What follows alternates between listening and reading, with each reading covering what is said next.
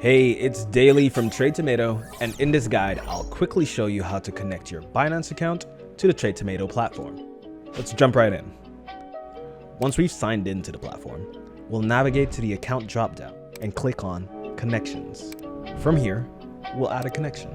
In this case, a live connection. And here's where we select the Binance exchange. Click Next and accept the terms of use. Give your connection a unique name, and in another window, log into your Binance account. Go to the account settings, API management, and then we create a new API.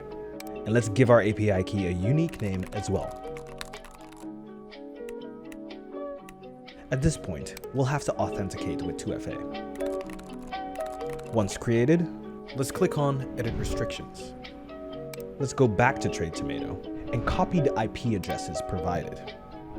Paste it where it says Restrict Access to Trusted IPs Only. Make sure to just add a space in between each IP and hit Confirm. Now we can check off Enable Spot and Margin Trading. Let's proceed to copy both the API key and API secret in their respective fields. Let's make sure to save our API.